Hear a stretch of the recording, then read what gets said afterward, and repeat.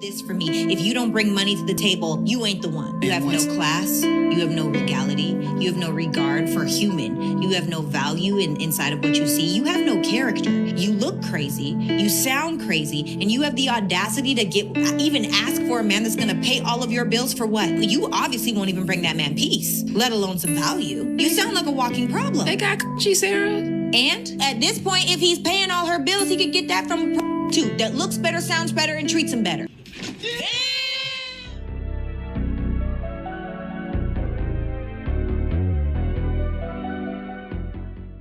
Welcome to Male Reality Lessons, where topics are reviewed and discussed as iron sharpens iron.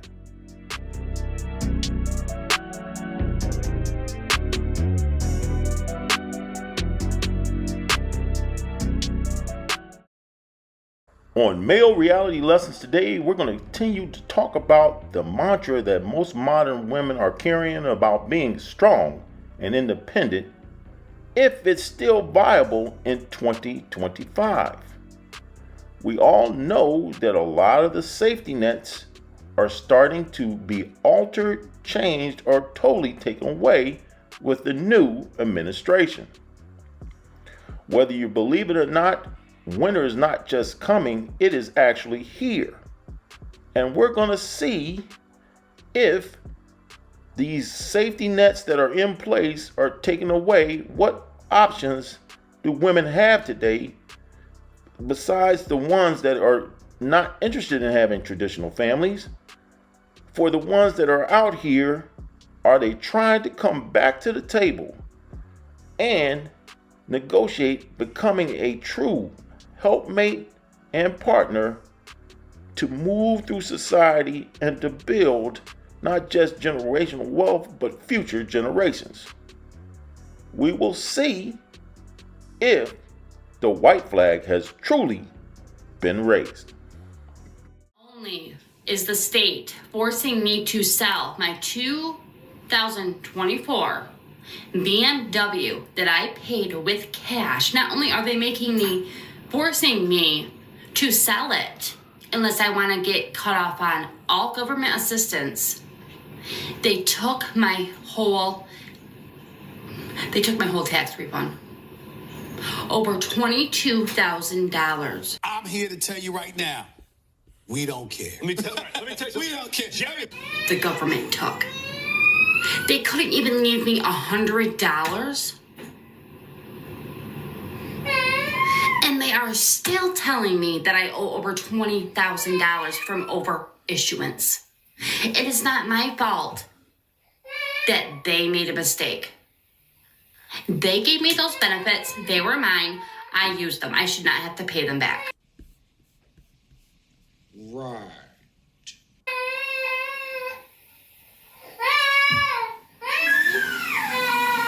I shouldn't have to sell my BMW. That is my baby. I worked hard for that car. F you, government. I beg your pardon. I beg your pardon. So they're cutting off food stamps in certain counties in Georgia. I'm happy. They should have been did that, people. I don't understand people's fascination with remaining on welfare and receiving some type of benefits for the rest of their lives. I do not understand that. And people, before y'all jump talking about something, who chooses welfare, who wants to be on welfare. No, a lot of y'all MFers choose welfare.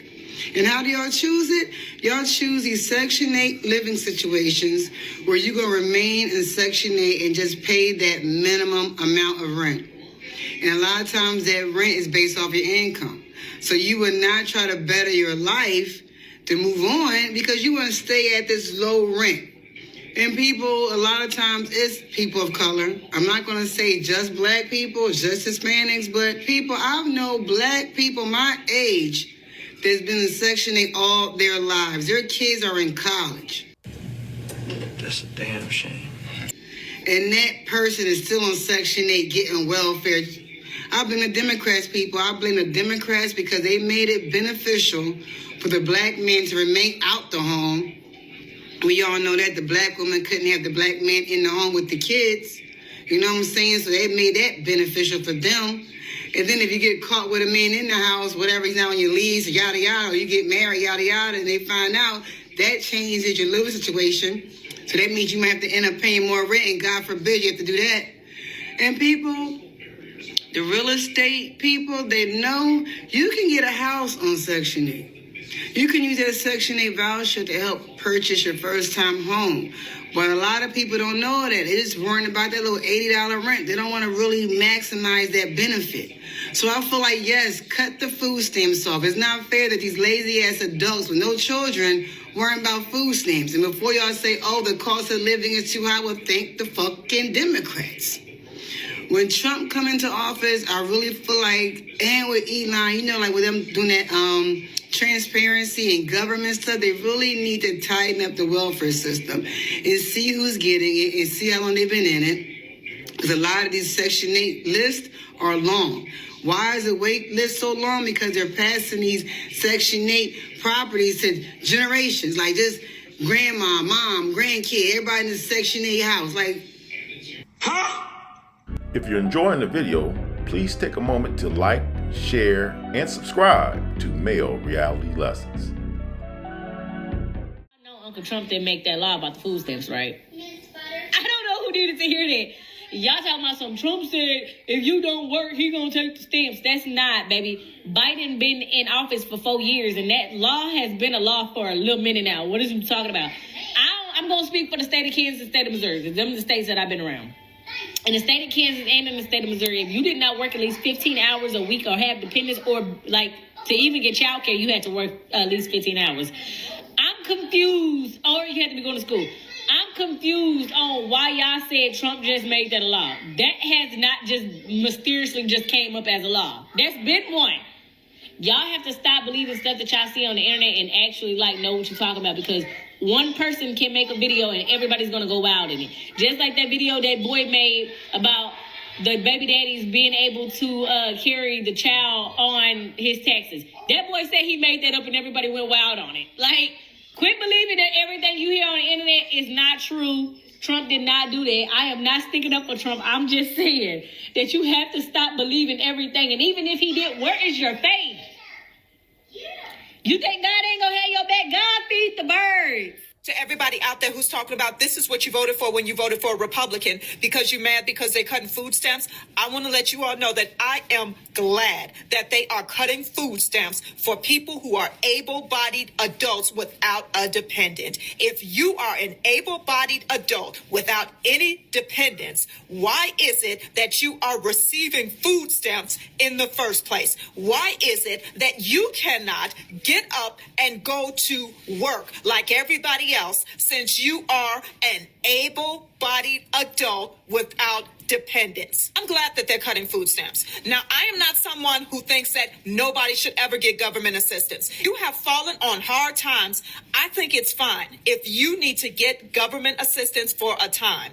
But I think there should be a limit to how much government assistance a person receives, especially if that person is an able-bodied adult. Across the country are on the verge of losing their food stamp benefits. The Trump administration is really tightening up those work requirements for adults who don't have children. That's right. The new rule has some food pantries out there in Metro Atlanta really concerned. Natisha Lance here with more.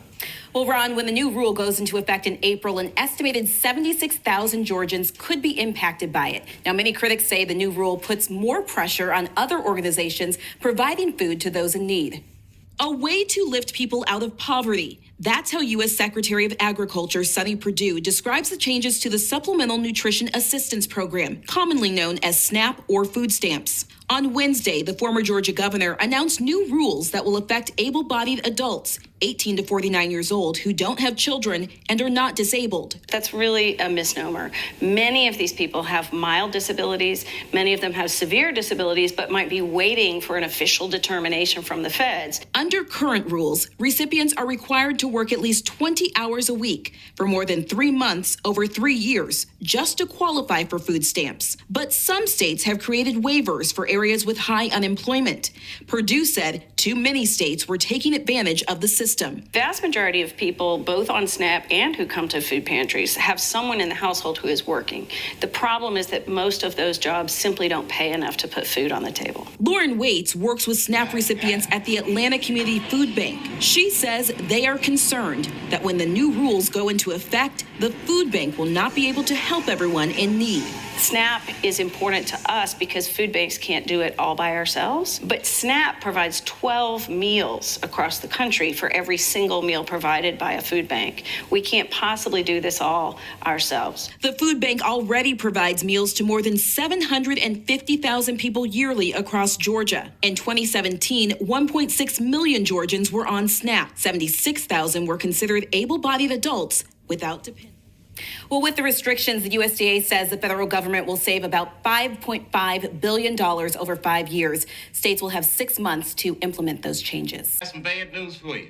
You're fucking done, son. It's over.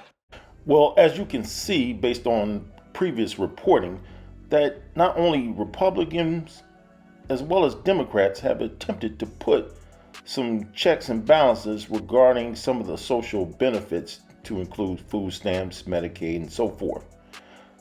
At this juncture, it just seems this time around, the hatchet is really being put to the chopping block regarding the current government structure.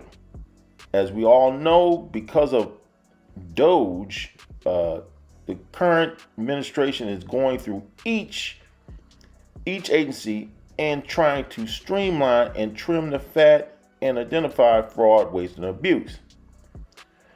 But ultimately, it's about this current administration keeping the promises it made to the people during this campaign.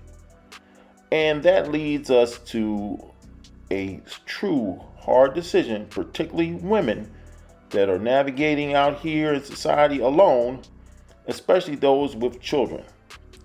It is up to you to make the hard decision on whether you're going to come to the table and be a more productive unit as a family versus going it alone on your own. Times are not going to get any better, and they can only get worse. And whether you want to have the 50-50 conversation or any other structure regarding a relationship to build a family in today's society, well, I'll leave that up to you. Lastly, I want to hear from you in the comments section. Give me your thoughts and opinions on this topic, as well as any other topic here on Male Reality Lessons. As always, I want to thank you for watching. Smash that like button and have a good day.